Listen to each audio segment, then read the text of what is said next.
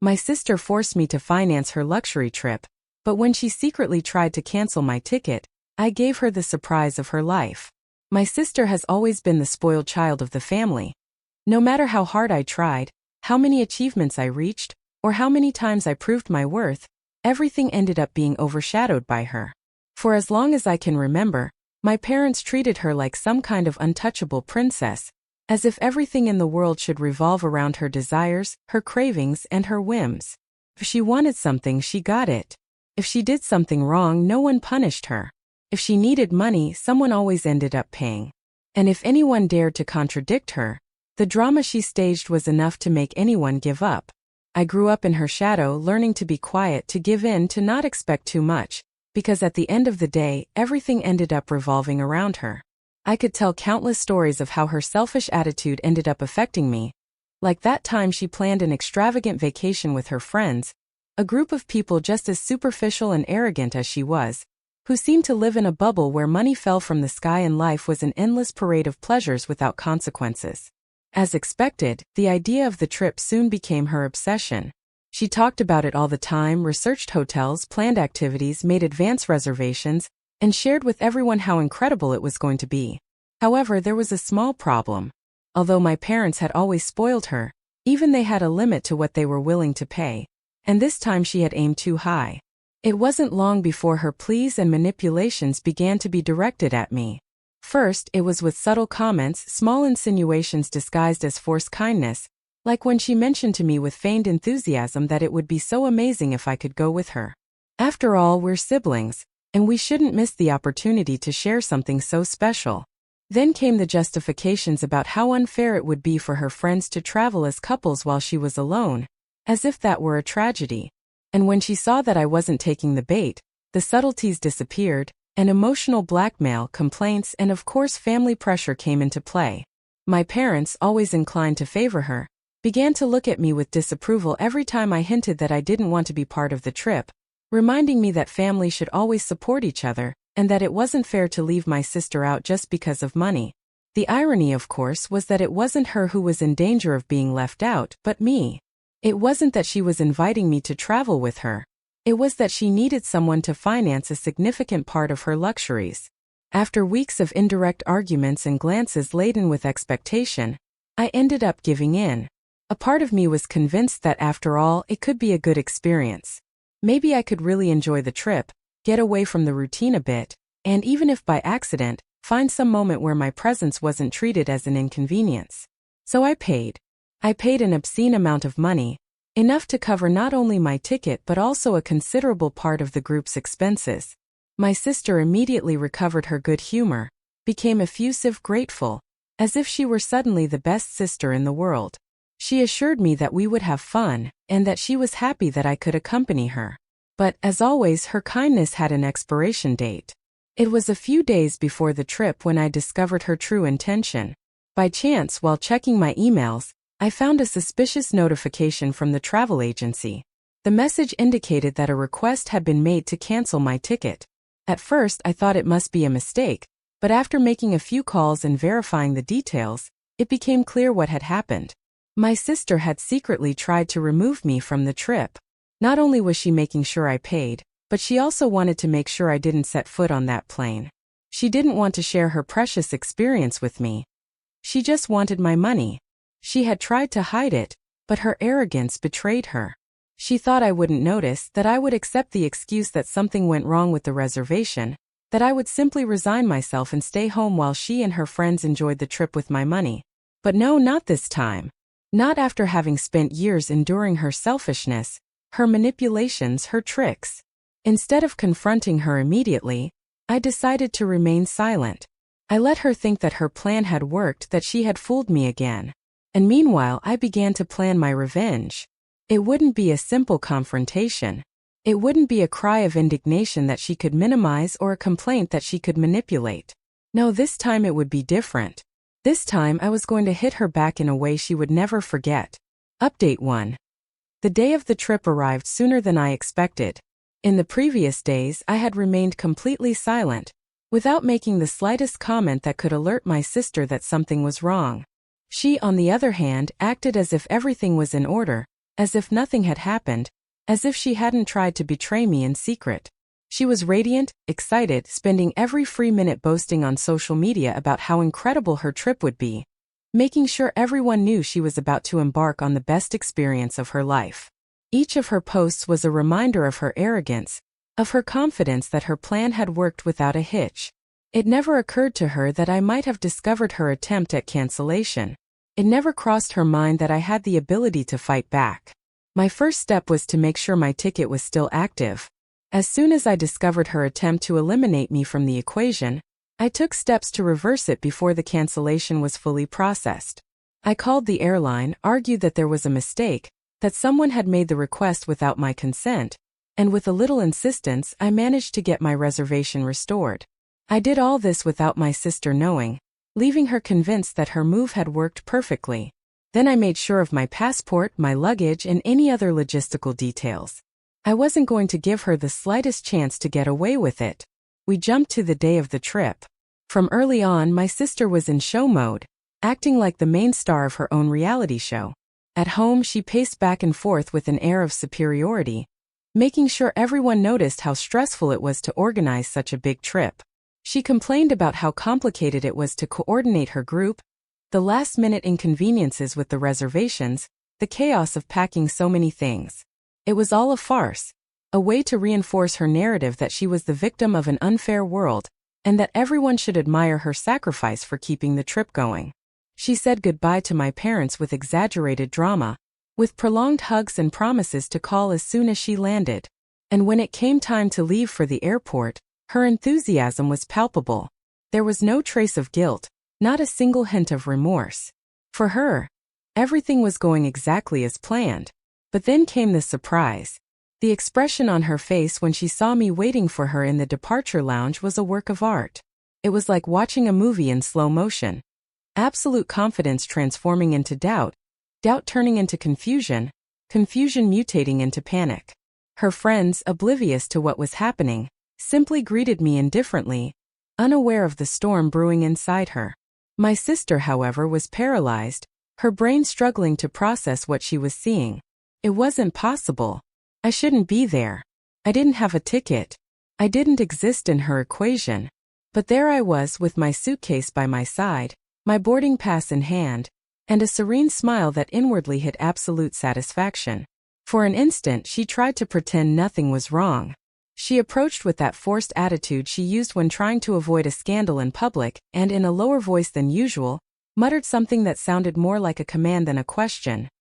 "What are you doing here?" My answer was as simple as it was devastating. "I'm going on the trip just like you." I could see the panic taking over her eyes. Her mind was working at full speed, looking for a way out, an escape, a way to undo the disaster she had just discovered. But, she tried to stammer, but she didn't have a logical answer. What was she going to say? That she had tried to cancel my ticket without my consent? That she had planned everything to get rid of me after I had financed part of the trip? She had no way to justify it without giving herself away. She tried to compose herself and resorted to manipulation, her most reliable tool. "There must be a mistake. I think there was a problem with the reservation," she said with a tense smile, as if trying to make me believe that this was just a misunderstanding and not a deliberate attempt to strip me of my place. "There's no mistake," I replied calmly, showing her the boarding pass. "Here's my ticket. Everything is confirmed." Her jaw tensed. She knew she was trapped, but she still couldn't afford to lose control in front of her friends. She needed to maintain the appearance that everything was under her control. So she just nodded stiffly and turned to the counter, pretending to be busy with other trip details. The exact moment I knew my victory was absolute was when I saw the way her group reacted. Her friends, who up to that point had followed her without questioning anything, began to notice her discomfort.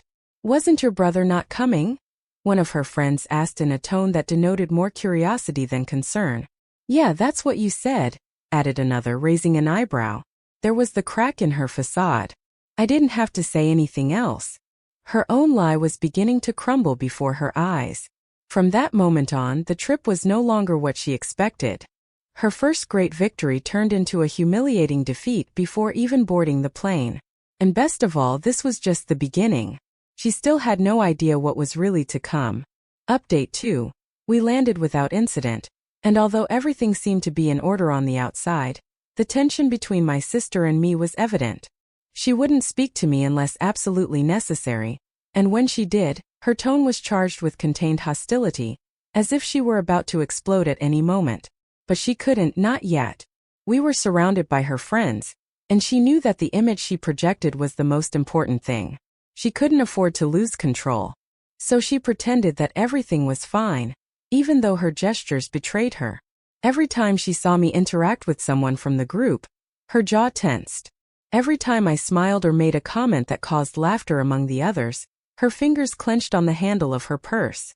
She knew that my presence was a threat to her narrative.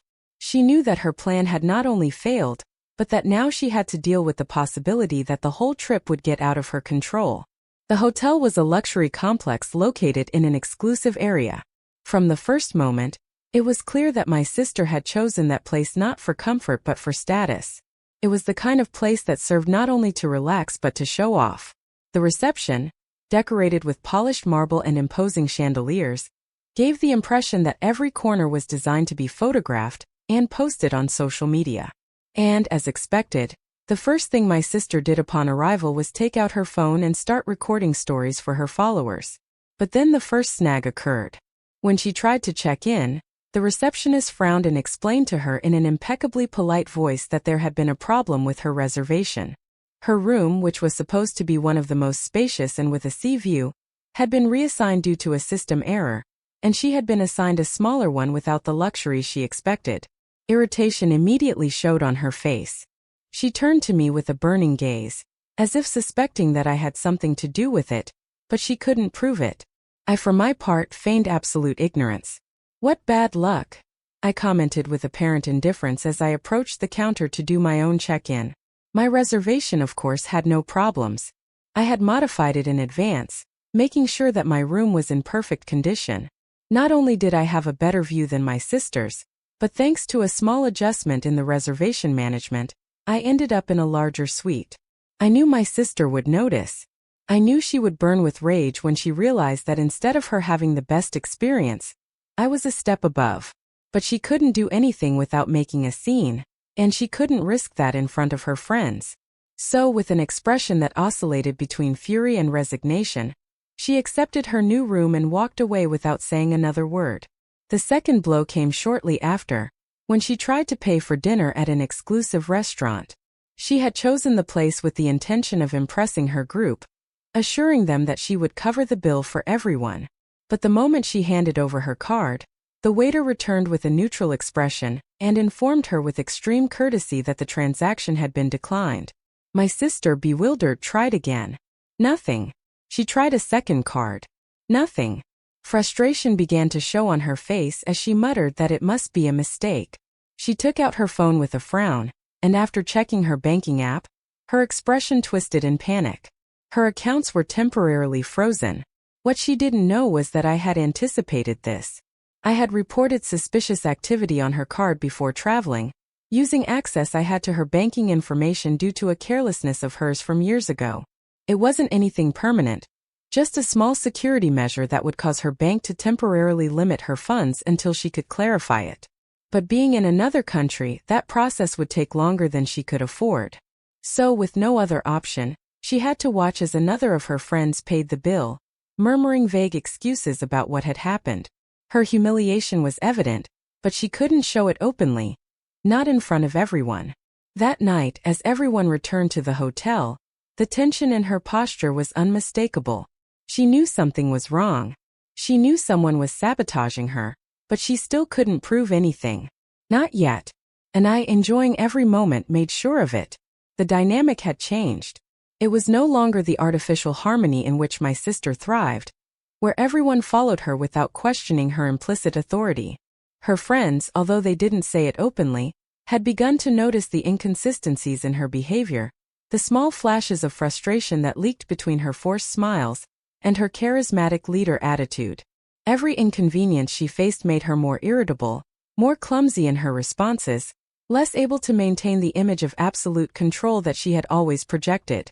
She tried to pretend that everything was fine, but the accumulation of small blows was wearing her down, and I was just warming up.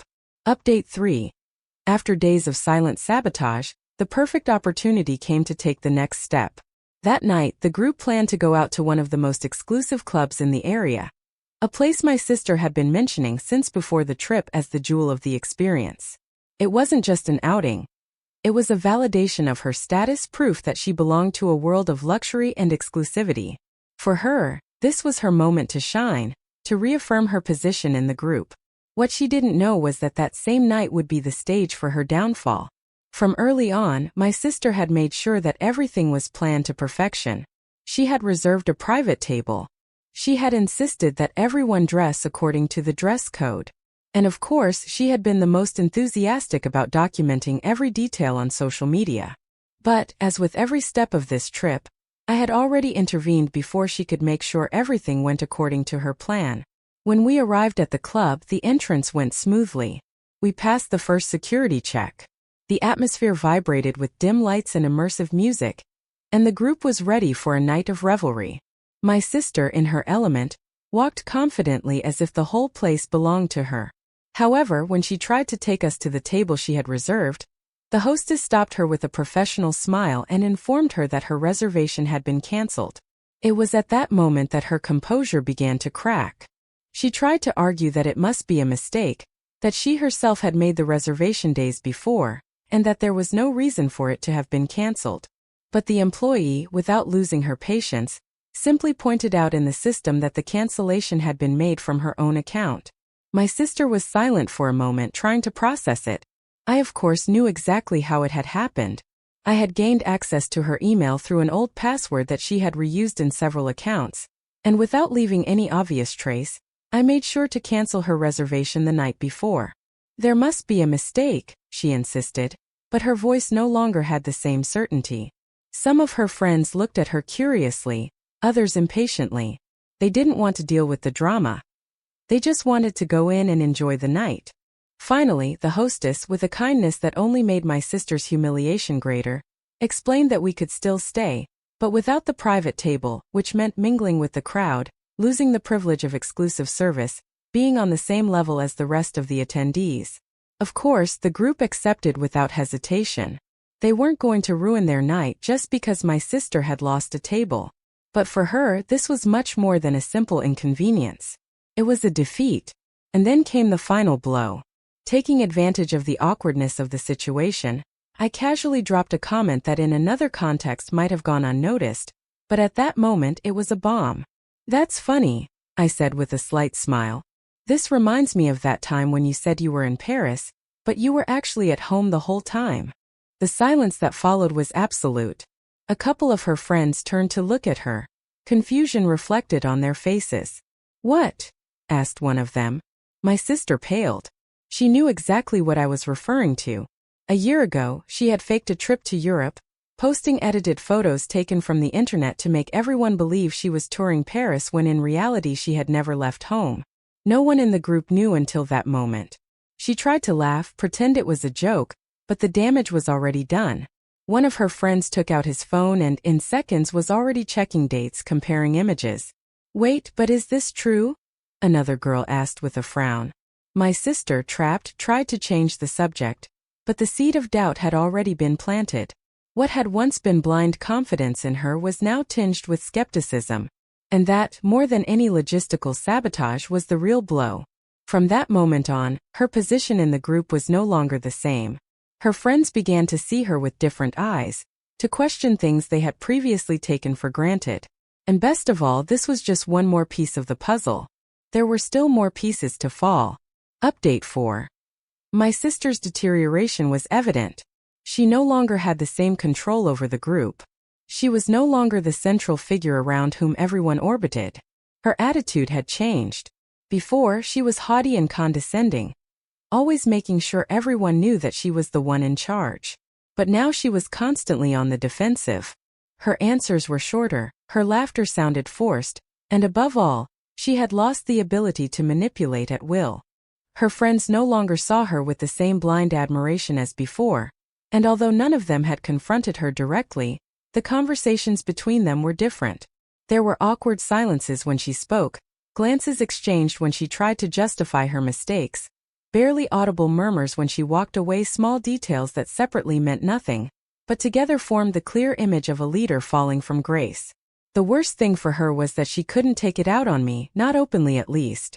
She knew that if she tried to attack me, it would only make more evident what was already undeniable, that something within the group dynamic had changed, and that somehow I was at the center of it all. So she did what she knew best. Wait, observe, try to find a loophole, an opportunity to regain control. And when she found it, she believed that she could finally recover. But what she didn't know was that this last move would only seal her final downfall. The opportunity presented itself the day before our return. By then, the tension in the group was palpable. Some of her friends had already begun to subtly distance themselves, stopping including her in some conversations, ignoring her suggestions, even choosing to make plans without her. It wasn't an open rejection, but it was enough for her to notice. So, in a desperate attempt to reaffirm her power, she made the decision to leave me out of the return flight. It wasn't hard to imagine her reasoning. She thought that if she managed to leave me stranded somehow, she would recover the narrative. Maybe she hoped that I would be trapped, that I would be forced to ask her for help, that the situation would turn in her favor. Maybe she just wanted revenge. Whatever it was, she acted with the same arrogance that had always characterized her, confident that I would never notice until it was too late. But I already knew her too well. I knew she would try something, and that's why I anticipated it. While she used her access to the shared travel agency account to try to change my ticket, I had already secured my place on the flight with a separate reservation. And not only that, I had discreetly changed her itinerary, making sure that her flight would leave on a later date, with no possibility of an immediate refund. When it came time to board, everything unfolded exactly as I had planned. The group passed through the boarding area without any problems, each one handing over their pass without incident.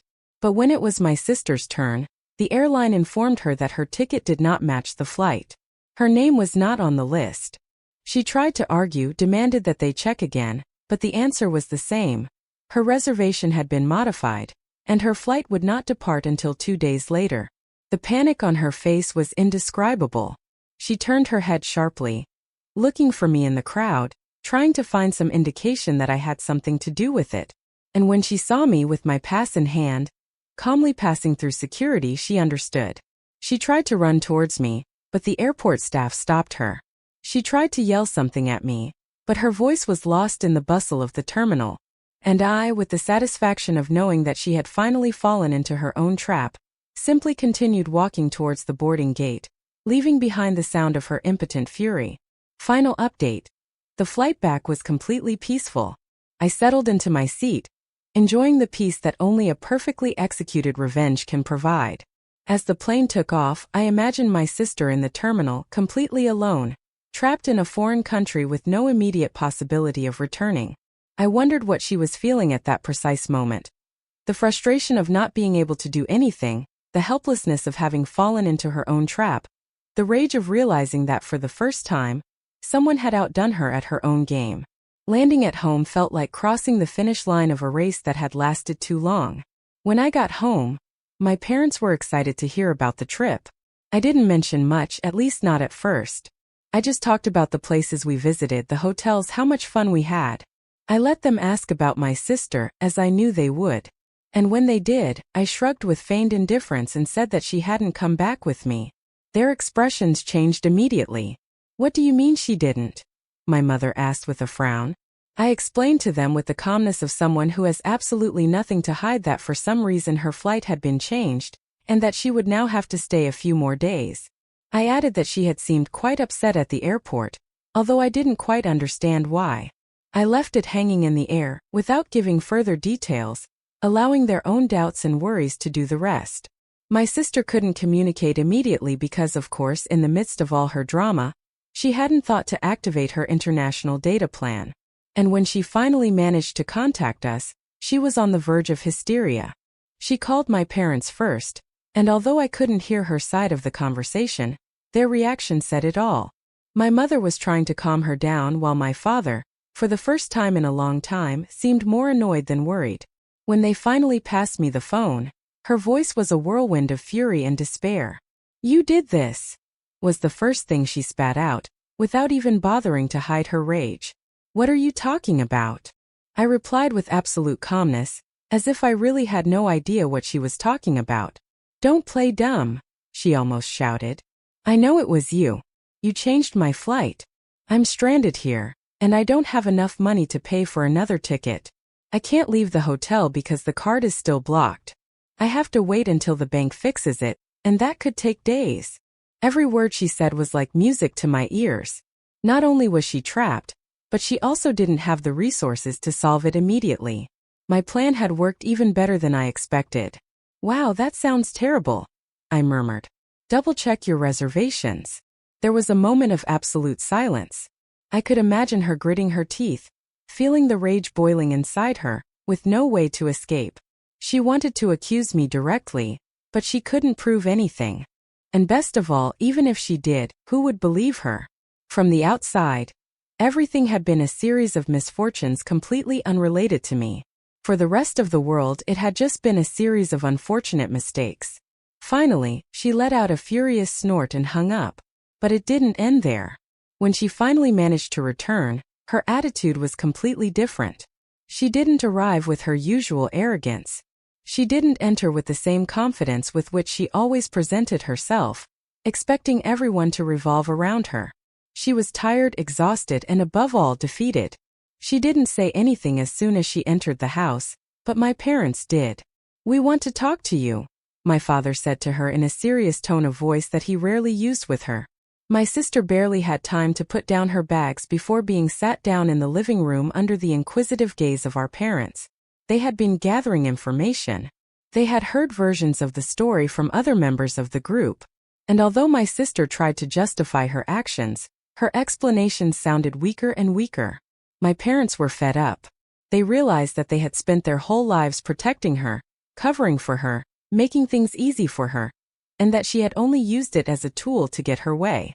Finally, the final blow came. "We're not going to pay you anything," my father said with a coldness that surprised even my mother. "If you wanted that trip, you fix it. And if you can't, it's your problem. It's time you learn to take responsibility for your own mistakes." My sister opened her mouth to protest, but there was nothing she could say. In a single move, she had lost her untouchable position within the family. She had spent her whole life manipulating, getting everyone to solve her life for her, and now for the first time she was completely alone. I, for my part, simply observed her in silence, enjoying the moment in which finally, after so many years of being trampled on and belittled, I had managed to teach her the lesson she so richly deserved.